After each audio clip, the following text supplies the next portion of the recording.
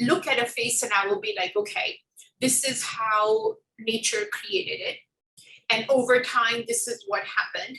And this is what we don't like. We don't want to change what nature already has in place. That's number one. Yeah. But the most important thing is that how could you bring out what was a little bit lost? That's all. So I play a very little role in actually creating something. My role is more in restoration and recreate, and basically a little bit of like reconstructing what is being damaged.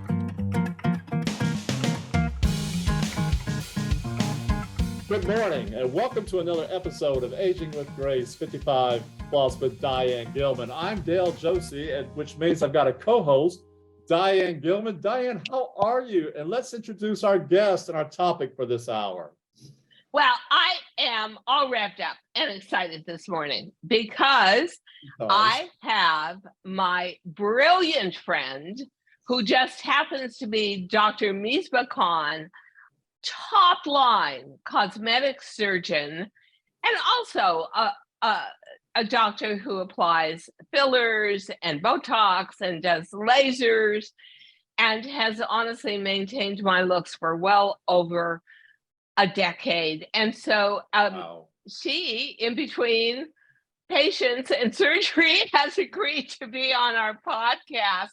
So I say, let's introduce, and she's a really dear friend of mine. So I'm going to say Dr. Khan once, but I'm going to really introduce her as my very brilliant friend who has kept me feeling beautiful and current for a decade and more, Dr. Misbah Khan. Thank you so much for the kind introduction, Diane. And we go way back. You please feel free to call me Misbah. I like it a lot. Yeah, all good. Yeah. So Misbah, I have had, and Misbah knows the surgeon, I had a very, very famous surgeon do my initial big facelift when I was about 47. I am now 77. And believe it or not, and I don't know if you know the story, Misbah, and he was so famous. And then he got sick for a little while. And so assistants were seeing the patients and they left the staples in my neck. Oh no. And I kept saying, wow, this really feels wrong. And it was like, all you patients, you always complain. And then the skin started growing over the staples. Ouch. And then finally, one of the staples started popping out. So the first thing I want to say is that was the last time I went to a big name surgeon to get anything done cosmetically because it taught me a lesson. Yeah. I wasn't famous enough to really get all their attention, and therefore you go way down on their list. I mean, the guy had just done Sophia Loren, for God's sake. Sure, so yeah. Okay, it wasn't little me on after 1 year on tele-retail on television was not going to take the attention a big star to. So I started going to Misbah for one reason. I was in a profession, television, and then another profession, my main profession, fashion, that said, you can never get old. We will not forgive you. And the truth is, I didn't want to look younger necessarily, but you watch so many news anchors, Misbah, and nobody's face moves. And then you look in the mirror. And so there are many times when I will leave a message for Misbah like, oh my gosh, Misbah, my forehead is moving. You've got to see me immediately. Yeah. Misbah does something that I have never experienced a doctor doing, which is she will engage you in regular conversation for a while as you walk into the office. And I used to think, I've got to get out of here and I've got stuff to do and I don't like those needles in my face, so let's get this over with. But no, Misbah is an artist. and that is what I would say are the best cosmetic surgeons and cosmetic doctors. They want to know, how do you smile naturally? What does your laugh look like? What's your frown line? What points of your face are not working in your favor? And honestly, Misbah, did you always have that technique? Because it is so brilliant. Thank you so much for pointing it out, Diane, because the way I analyze a face is the way I am imagining how this person is going to go out in the world and represent what I did. And hopefully it will be a very good impact, and in a way that you won't be able to tell like something happened. So that's the key behind it. But to me, it's not that important, honestly, like who you are or what name you bring in, or because nobody, I mean, I hate to say this, but nobody is paying me any more or less because of who they are. I treat everybody equal. That's my bottom line, because they are all representations of who I am. And that's important to me. So I will look at a face and I will be like, okay, this is how nature created it. And over time, this is what happened. And this is what we don't like. We don't want to change what nature already has in place. That's number one. Yeah. But the most important thing is that how could you bring out what was a little bit lost? That's all. So I play a very little role in actually creating something. My role is more in restoration and recreate, and basically a little bit of like reconstructing what is being damaged. So if a person has lost volume, then you say, okay, how much volume? And does that volume replacement, is that going to make a big impact, and how much of it will affect the way a person is become used to looking at themselves, you know? So volume you don't want to overdo. You also don't want to underdo, but it has to be done just right. Like it's something in that. And for anybody who doesn't understand what volume means, that's what fillers are for. So what Misbah taught me was here in your temple area. As an older woman, you lose a lot of plumpness. Yes. And that makes your face look longer and drawn. And I listen to you, Misbah, as you're explaining all this. You always Misbah is also somebody where you could beg, you could bribe her, you could fall down on the floor crying, and she would never do like Kim Kardashian lips or giant fillers or fat in your rear side. Or Misbah goes for what I think is ideal, which is a very natural, I'm just giving you back what nature gave you look. And recently, because we really never do my lips, I got a terrible skin condition. It was awful from wearing a COVID mask too much. And it actually left these deep indentations in my lips, which I'd never had before, that were like knife slices. Yeah. Yikes. So we did filler shots in my lips. People always say to me, how much filler do you put in your cheekbones? And the answer is barely anything. Am I right about that? Absolutely, Diane. And let me emphasize that. I think because your natural cheekbones are really pretty. Like nature gave you a beautiful architecture. So what I honestly don't even recall. I don't think we've done cheek filler in more than a year. We haven't. Because there is no need for it. You already have a good architecture. If you layer a little bit when needed, that's the key. When needed, you can layer upon it a little bit just to give you some highlight. When needed. That is a term I would link to you any day of the week, because that is, if you see that I'm asking for something that you don't think is going to be your best work and my best decision, you will actually do a very good job of talking me out of it. And I know right now that needles and fillers, and I mean, Botox is so natural, my God. that now we look, everybody on TV, their faces never move, so why should ours? But explain, and I honestly want to get to the Mighty Mini facelift because that is most fascinating of all. But you use two kinds of lasers on me, and it looks like you're so refreshed. It is so amazing. Is that also about building in collagen under the skin so that the result kind of cruises on for a while? Yeah. So Diane, first of all, I think the lasers are the key because we are not doing anything to the skin itself.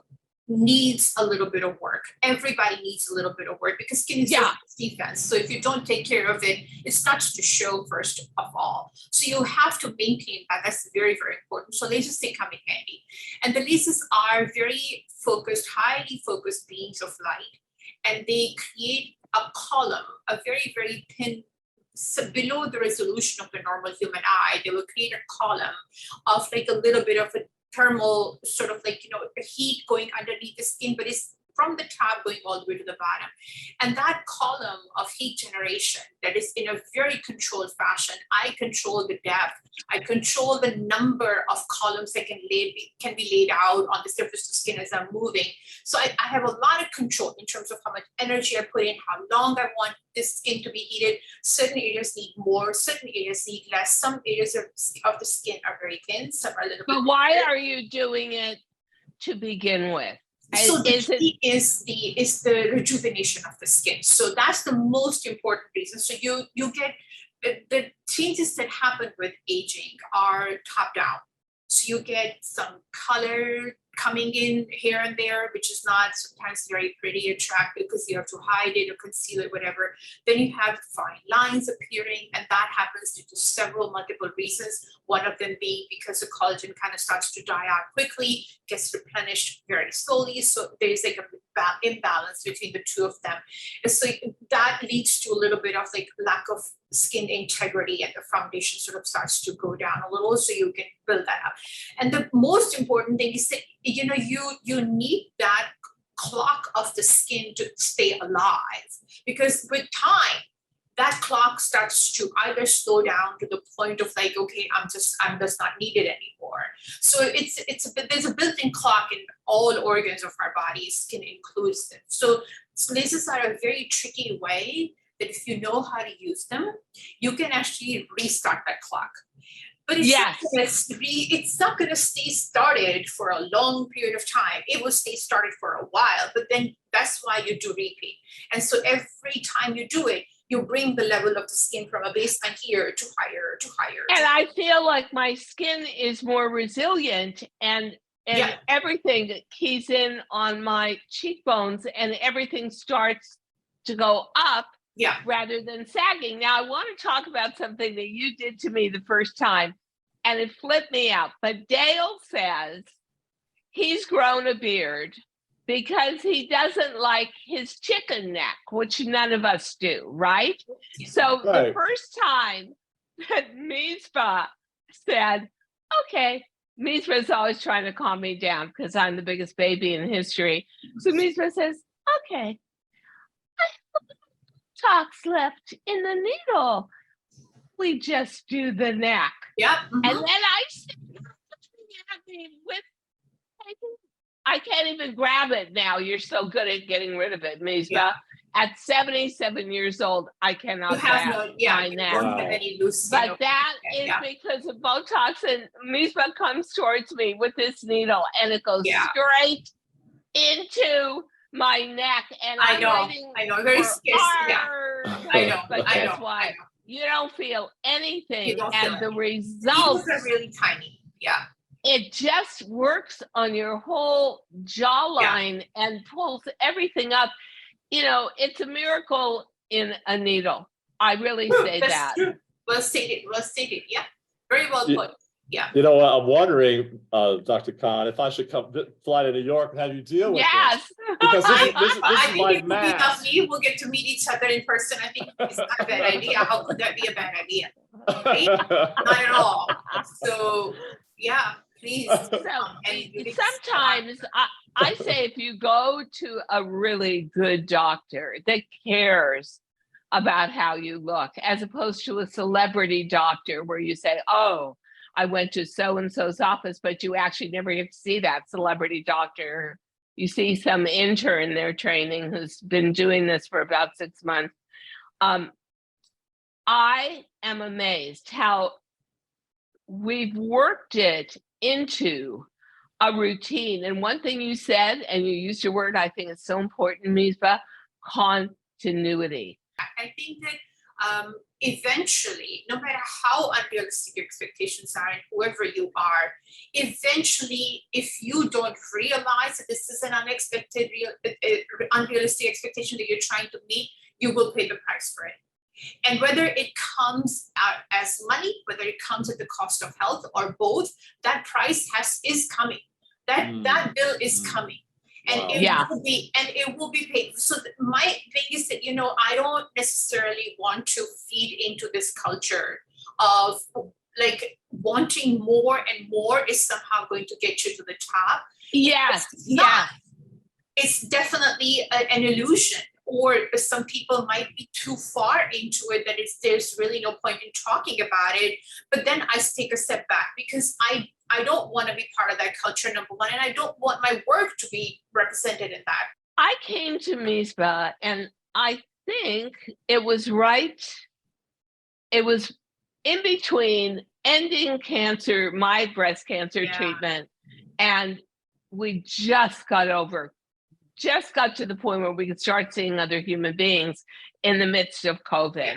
And I said, oh, I don't like this all around my jawline. It looks like somebody pushed a lot of oatmeal in there or something. It was like, I don't know. It wasn't firm. And Misbah said, I've got the thing for you. It's a mini facelift. I call it the Mighty Mini. Because Misbah has an operating room in her complex, but you don't need an anesthesiologist. You just get some numbing agent. Wow. I swear to you, you just get numbing agent, and she'll give you a little something to just slow down your brain from thinking, oh my God, I'm going to get operated on. And it takes care of all of your jawline and your neck area and gives you a very firm jawline again. And Misbah, there was no downtime. Yes. There was no complication. Yes. It was just me sort of sitting there dozing off because I was really getting bored. And Misbah's working on me, and it all goes behind your ears. And I'll tell you what, I don't talk often about taking years off your appearance, but everything sags, and what holds all that sagginess is your jawline. And that thing, that Mighty Mini facelift, done in an office in a matter of about an hour and a half, that took 20 years off my jawline. Totally reshaped my lower face and balanced it out. Wow. Thank you.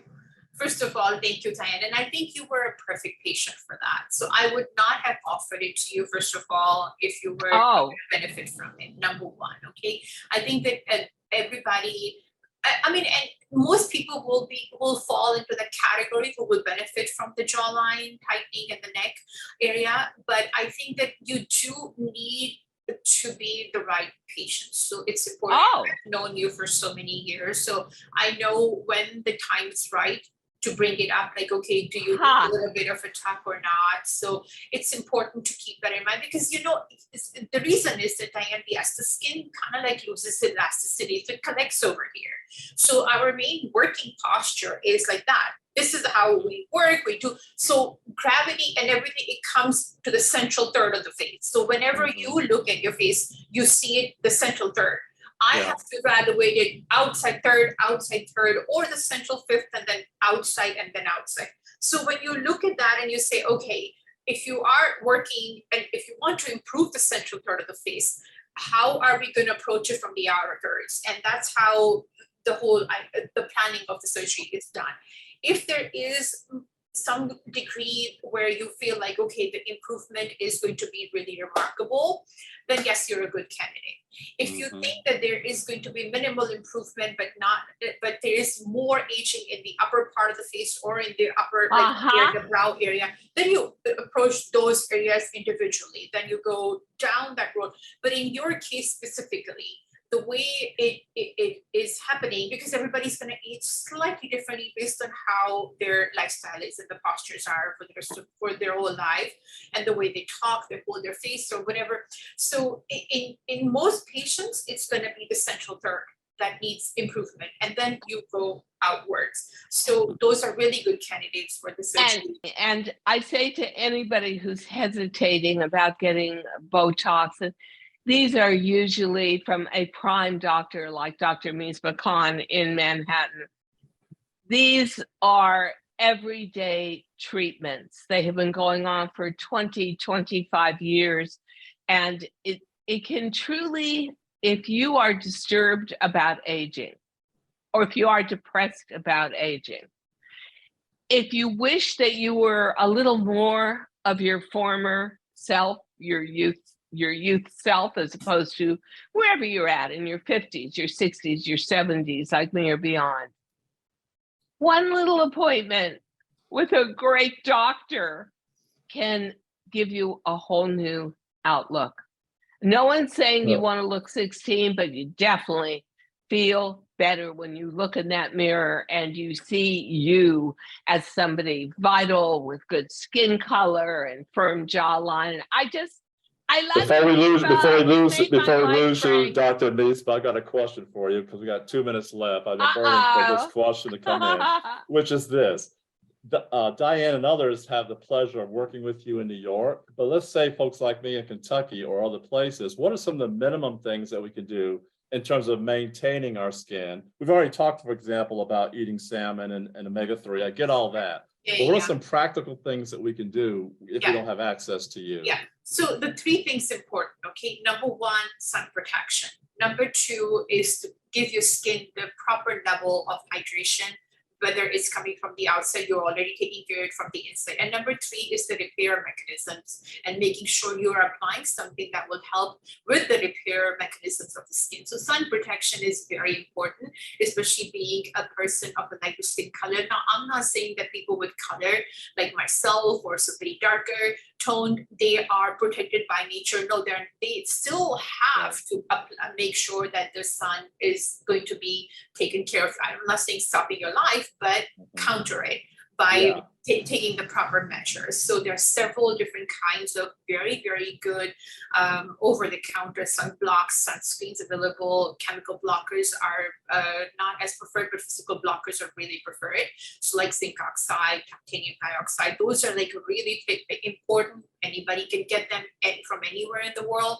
So that's your number 1. And number 2, in terms of like the way you provide hydration to the skin, there are so many moisturizers available, but I don't want to say like, okay, this particular one is going to be good for everybody. That depends on the skin basic tone and the amount of sebum that they have or the oil they produce or the amount of time that they spend outside. So that those requirements will, these variables will actually make sure that what is going to be required within a moisturizer that you pick. So pick a few and then see which one works better for you. Your goal should be that you should not be able to feel the moisturizer on your face. Like if it's tacky, I see. You know, and if it's tacky and if it leaves like a little bit of an oily layer on you, then it's probably too much. So it should be invisible. Like you shouldn't be able to feel anything. It should be there. And then in terms of repair mechanisms, the important things are your vitamin C and your retinoic acid, like those kinds of treatments that are very, very important. So vitamin C, you can take it orally. There are very few formulations that are available over like as topical creams that actually do allow the vitamin C to get through, but taking it orally works just as well, and it will help other parts of your body as well. So that's very important.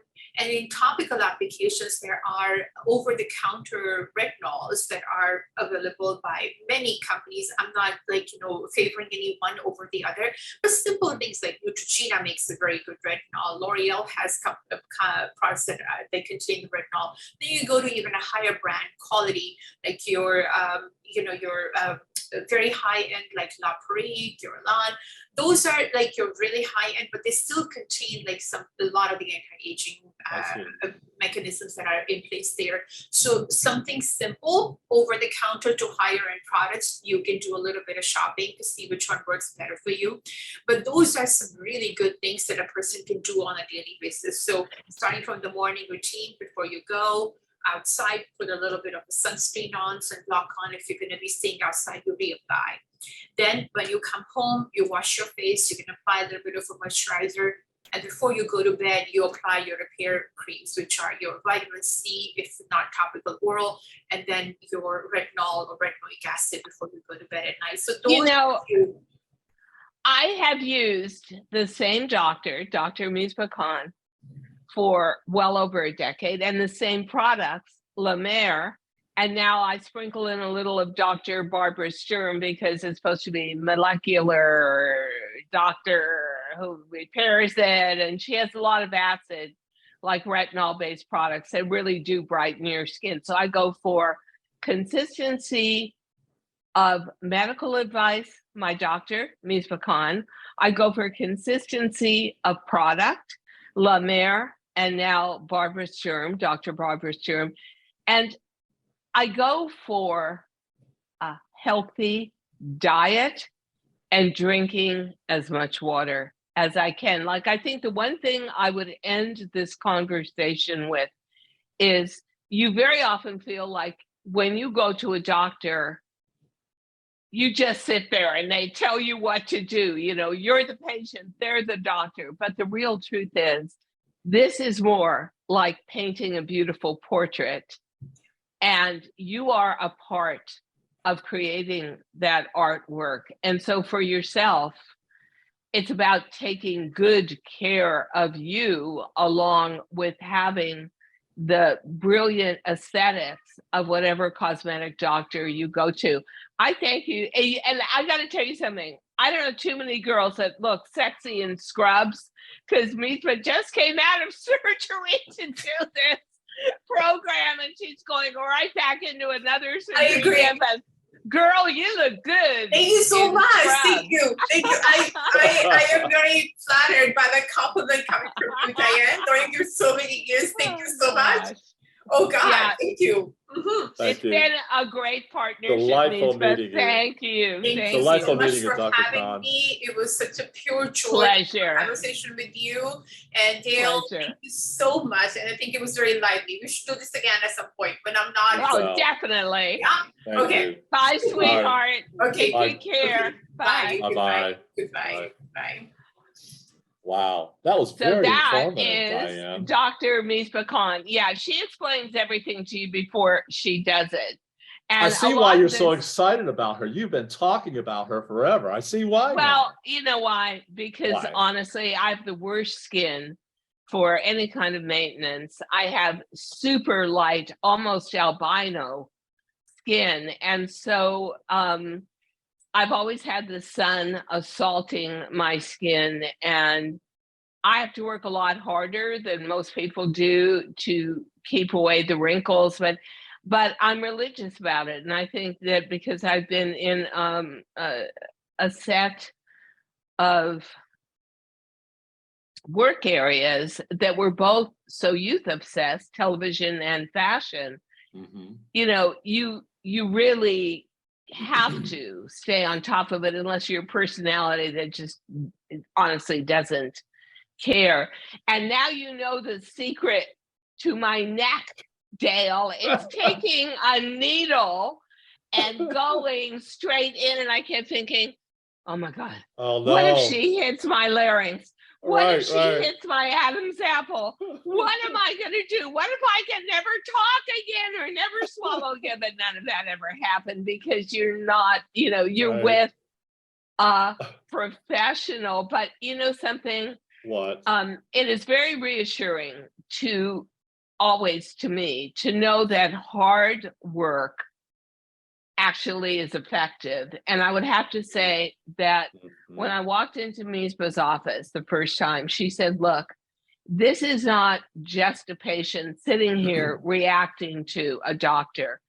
It is your face. It is your body. It is your immune system. It is your lifestyle. And if we can come together and be in agreement on all points, you're going to get the best results. And that's what I would say to anybody. It takes more than just a cosmetic doctor, because I really don't go for maybe once every 5 years I'll get this mighty mini facelift, but mostly I'm just there for fillers, Botox, and lasers. I'm going to be honest, none of it is pleasant, but the results afterwards, you're like, my God, why did I see the do results this sooner? Of course. Here's something you said in our planning meeting when we were looking at this episode. You said it's not about looking younger, it's about looking better. Explain that for us. What do you have in mind? I think it's funny because when I look at myself, and I still had to do publicity and take a lot of pictures of myself during chemo and radiation. I mean, my facial structure is there, but my skin, there was no glow to it, no color to it, very, very dull. And then almost overnight, you get that thing they call steroid round face, where your whole face changes. Ouch. And I could barely see. It was like being totally swollen, like with water, like retaining water, and and could barely see my cheekbones. So that was and there was really nothing you could do about it. And so I knew I had a lot of hard work to do with her afterwards, including the mighty mini facelift, to get back to where I was before treatment. But my basic thing is, you don't need to lie about your age. You're just promoting ageism if you do that. You need to be proud of where you're at and the good hard work you've done to stay healthy and look glowing and vital. And I swear to you, it has been worth every single minute of effort. So if you want to go on a quest and a search for a great doctor, know that you've got to be a great patient. Excellent. Love it. On that note, Diane, it's been a great show. Yes. I trust our viewers have enjoyed, our listeners as well. I loved it. And please join us every Saturday morning with fresh content. Diane, you always say something about a bagel. Smear on something. Oh, toast your bagel, smear on some cream cheese, pour that cup of coffee, and let's sit down on a Saturday morning and just talk about all the advantages to aging gracefully. Awesome. Thank you. All Thank right. you. A pleasure, my dear. I'll see you next week. Bye. Bye. Bye. So much fun. Bye.